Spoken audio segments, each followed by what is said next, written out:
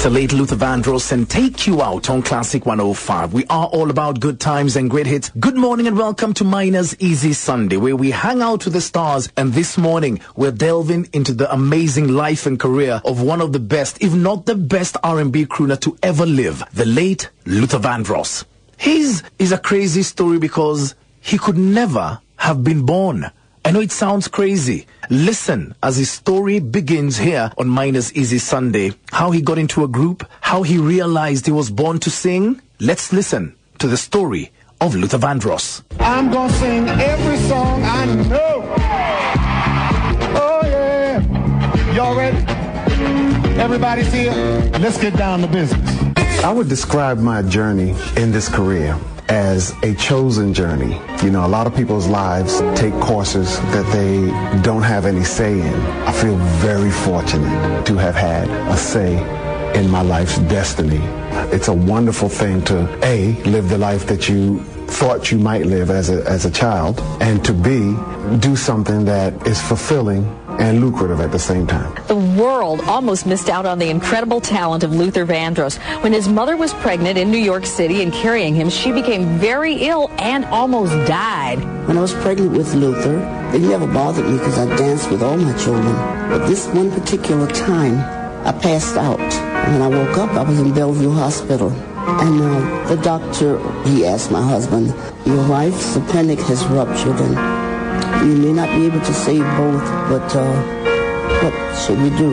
My husband said, just save my wife. And they were able to pull both Luther and I through by the grace of God. And he was born 2 months later. And he was in good health. He was a beautiful baby. After she had me, the doctor asked her if there was a middle name for the baby. My father's name was Luther, and there was an ad on the nightstand. Remember the ad for pasta that said, Ronzoni sono boni, Ronzoni is so good? She looked at the ad, she says, okay, Ronzoni. And that's how I got my name. My family has never, ever called me Luther. They all call me Ronnie. I was one of 4 children, myself, another brother, and 2 sisters. I was the youngest of these 4. I somehow gravitated to the music, you know, early on. I played the piano a little bit. I was self-taught at a young age how to play piano. I don't know how I did it, but I just picked out the songs. My fingers were too small to play everything I wanted to. My mother had this club called the Pacino Club. There's this game called Pacino. They had a meeting. My mother used to always bring me to those meetings to sing for her girlfriends. And they thought he was fantastic. I said, Luther, you want to perform? And he would say, I would do songs by the popular singers of the day, who were Baby Washington and, of course, the Shirelles. Instead of wanting different things, Luther always wanted music. When I was 13, there was a DJ named Murray the K, and he used to give shows at this theater called the Brooklyn Fox Theater. And he would have like the Drifters and Patti LaBelle and the Bluebells, you know, just a wide variety of music. On stage comes this singer. I had never heard of him before. Anyone who ever loved. That day with Dionne Warwick and me, what she did just pierced me to the core. I decided right then and there that that's what I wanted to do with my life. Great, it's welcome to Miner's Easy Sunday, and I hope umeamka poa. We're hanging out this morning with the late Luther Vandross. So we've heard how he may have not been born, how he realized he got his calling. Luther then joins a group and they performed at the amazing Apollo Theater, which is like the mecca of R&B music in America. It's in New York. Though amongst the first people to record tracks for Sesame Street in the 70s, but Luther, while he's in school, lied. And that one big lie could have caused so much drama. What was it all about? The story of the late Luther Vandross continues. I was in a group that was run by the people who owned and managed the Apollo Theater. And the group was called Listen My Brother. And it was a workshop for young kids in the neighborhood, in Harlem and in the Bronx, who could sing and who had talent. Nat Adderley Jr., all of my present-day friends who I still to this day have as my closest friends. We were very into it. We were serious. I look back now and I realize that the songs we were writing and the music we were making was actually pretty good. We used to sing songs and open the shows for various acts that would come through at the Apollo Theater, like Isaac Hayes, like Sly and the Family Stone, you know. And the thing is that we got free access into the Apollo. We could go in anytime we want to and see all these shows. Do you know what a learning experience that is? We were so privilege to be able to experience it that way. What's going on around here? The first couple of years that Sesame Street was on, the first 2 years, we got a chance to go on as young people and sing a bunch of songs. Children We were on the very first show in October of 1969. The very first year, the very first show. One song was called Parts of the Body. We're going to start from the head going down to the feet, name the parts of the body on Sesame Street. We're going to start from the head going down to the feet, and the parts of the body right on the beat. It was an incredible thing, you know, because first of all, we're really getting a chance to be performers. When I was a teenager, I did enter the Apollo's amateur night 4 times. And let me clear up this rumor. But there was a rumor that I was booed off stage at the Apollo Theater. That is specifically not true. That's not what happened. I just entered the amateur night 4 separate times, but I didn't win. Because there was this group there that kind of sounded like the Temptations, and they were singing Old Man River when the Temptations had that out, and when it got to Melvin's part, and you land in jail, the guy hit the note, you know, and the audience just went, wow, wow, you know. A lot of people can't believe that I didn't win at the Apollo, but I'm going to tell you the important thing about that experience for me. The experience taught me that I was dedicated. It showed me that winning at things like that were not the only consideration. It taught me that show business and these careers are really a process of rejections until you get to someone who wants to help champion your cause. From there, I went to Western Michigan University. In my dormitory, there were a few singers, and I was one of them. And you know, everybody was, you know, they kind of admired the way I played piano and sang and everything. So, you know, I fabricated this story. Oh, well, you know, I'm Dionne Warwick's brother, you know. And they said, oh, wow, this is amazing. Dionne Warwick's brother is in our dorm. Now, remember, this is during the time Alfie's on the radio. You'll never get to have a, you know, she's the biggest star. And she and Dinah Ross and Barbra Streisand and Aretha Franklin are the biggest stars in the world. And so my roommate hears on the radio that Dionne Warwick is playing Michigan State University. This is in 1969. And calls the station and happens to be the 100th caller or whatever it is, and wins 2 tickets to go see her performance and go backstage. Oh, what a tangled web. And I think he got backstage and had a chance to speak to her and said, hey, you know, I know your brother, your brother Luther. And so, you know, she said, who? I said, this man is nuts. She said, that's not my brother. Each time I heard this story, I kept saying, who is this Luther Vandross? And he's not my brother. I dismissed it when he got back as, oh, she's so crazy, blah, blah, blah, blah. You know, oh, she's so crazy. It's finally gotten to the point where if he wants to be my brother, it's okay. That's how much I love him. Welcome to Miners Easy Sunday, where we hang out with the stars. And today it's all about the story, the amazing story and journey of the late Luther Vandross. If there's one thing he battled with throughout his entire career, were weight issues. And he fluctuated. Mara he was thin, Mara he had ongezed weight. Actually, there was once he was supposed to host the Soul Train Awards, but he couldn't because he had ongezed like 40 kgs. Wow. But one lady inspired him to accept himself for who he was. And my goodness, what a lady she was. Listen as his story continues. Luther. Big Luther though. Big Luther, not little Luther. I don't do little Luther. I like big, curl, ain't quite right Luther. That's the one I like. I was always an overweight person, about 330 pounds. I never drank or did drugs or anything like that. So I'd eat. Food was my drug of choice. And in doing so, I became more and more obese. The more obese I became, the more frustrated I became. Even when he was at his thinnest, he would look in the mirror and not see that thin person. The first year of the Soul Train Music Awards, the premiere show of Don's idea, he got Dionne Warwick and myself to co-host. And the following year, we were to host it again. And about 3 weeks before the show was due to be taped, I called up Dionne. I said, you know what? I can't do Soul Train, the second one. I can't do this. I can't do it. So I went by his home. What's the problem? Look at me. I said, I'm looking at you.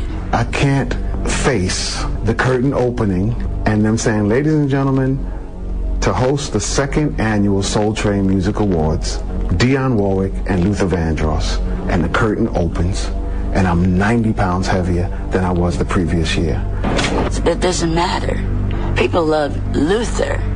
They don't care if you're heavy or if you're thin or if you're in between. They care about you. And I was at my biggest weight. And across the hall walked one of the waiters. And I said, see Whitney? I said, that's the size I want to get down to. And she said, why? I said, well, look at, I said, he has a 34 waist. He's my height, it's just right, She said, yeah, but Luther, he can't sing. And I said, yeah, but look at how the jacket falls. And, that's how the designer meant for it to happen, and how everything just falls. And she said, yeah, but Luther, he can't sing, And that message just, that message resonates, throughout my life, I care about and I'm concerned with is his health. That's it. Otherwise, he could be big as a house or as thin as a rail. He can sing. And he makes me cry. He makes me laugh. I feel his lyric. I feel his melody. I feel his passion, his love, his pain, his hurt. I think that he finally decided that he wanted to put his health in a certain place, and he wanted to have some control over how he's presenting himself. I'm in my third year, I'm proud to say. I'm in my third year, and this is the longest I've ever kept it off. In addition to the dieting, I do exercise now. I do step aerobics. I do step class 5 days a week. The entire band takes the step class, all the singers, all the musicians, we get in there and do step aerobics, and he gets in there and sweats. So when you go in there and you see him doing it, it's like you also get motivated. That, in addition to dieting and deleting carbohydrates, is what works fine. Welcome to Miners Easy Sunday, where we're following the amazing story and career of the late Luther Vandross. So, he had more drama to come because there were questions about his sexuality, which he had to battle with for the longest time, and almost immediately after that, there were rumors that he was dead. How did he deal with it? And he also gives us the amazing story behind his all-time smash hit single, So Amazing. In someone's words, it wasn't written by Luther Vandross. It was written by Uncle Ronnie. Who's Uncle Ronnie? Listen as the story continues. Questions about my sexuality, well, I suppose just always be questions. I've always paid my own mortgage. There's nobody that can come in to me and feel that they're owed explanations to their suspicions about things. Let me tell you who I owe answers to. What I owe you is my music, my talent, my best effort. That's all. I will neither deny or confirm that any such rumors about personal things like that are true or untrue. I won't give the satisfaction of a denial because that is a submission of sort. I wouldn't even address it. I would just say, mind your business. That's my response to that.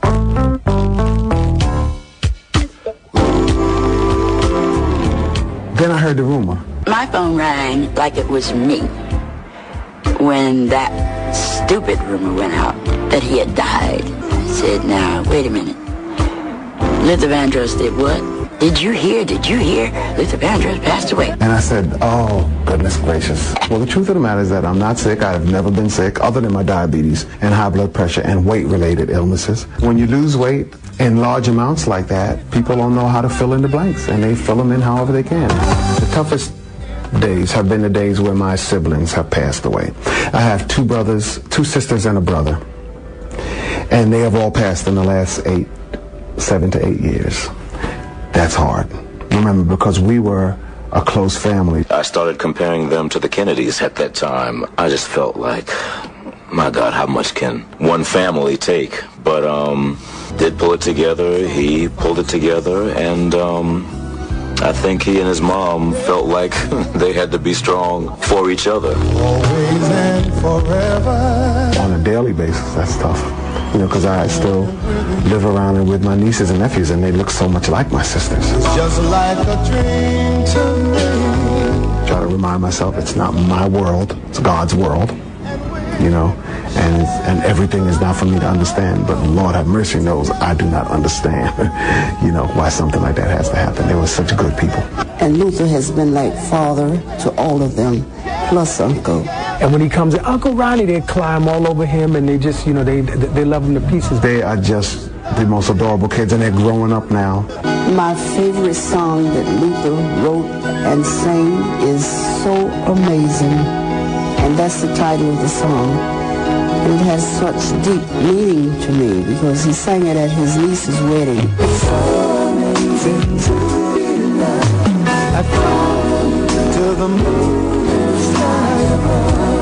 That wasn't Luther Vandross singing at a wedding. That was Uncle Ronnie singing at his niece's wedding. He raised this little girl. The reason I think that I love it so much, when he sang the song, and he said to his niece, "I love you," and she just broke down. We all hollered and cried. It's so amazing. And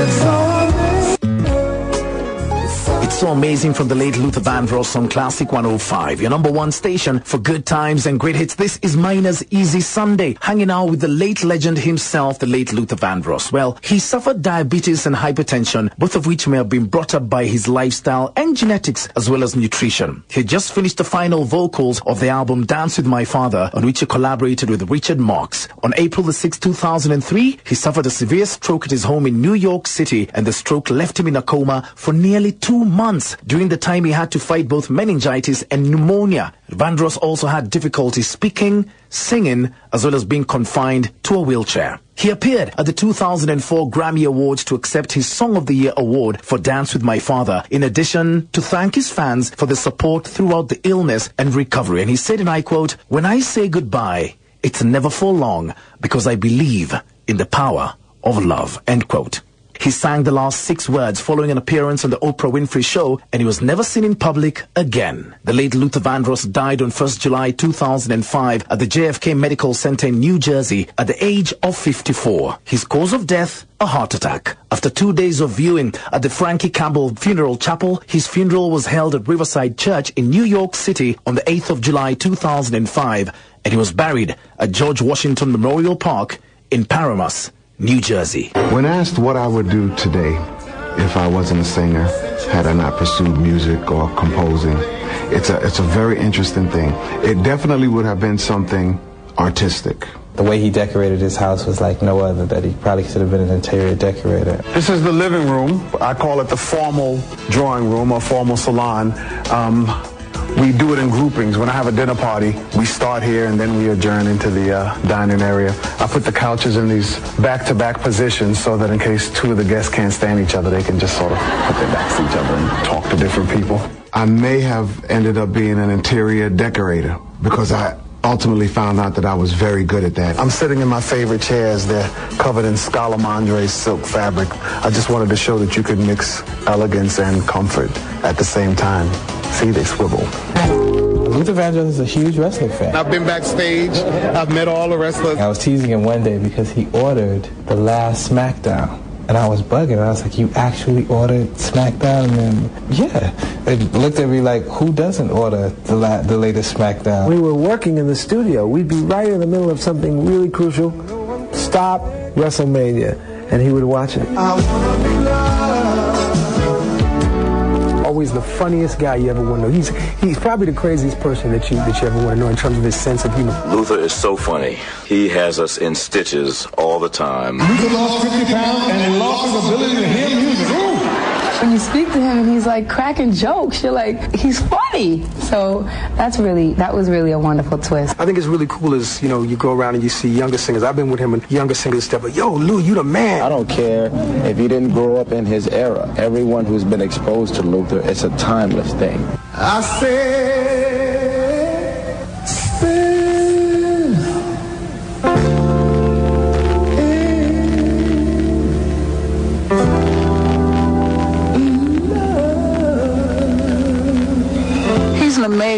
amazing talent. I don't even know if Luther knows how amazing he is.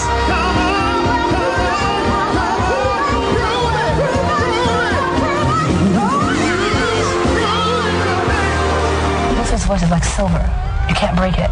It's like smooth. It's platinum.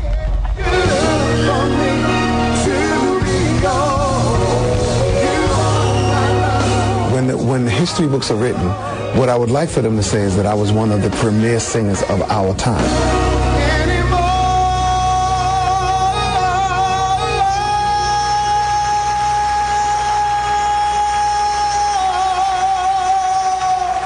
He gave us a lifetime of great music. He gave us a lifetime of memories, and he shall forever live on through his music. The late Luther Vandross, rest in peace.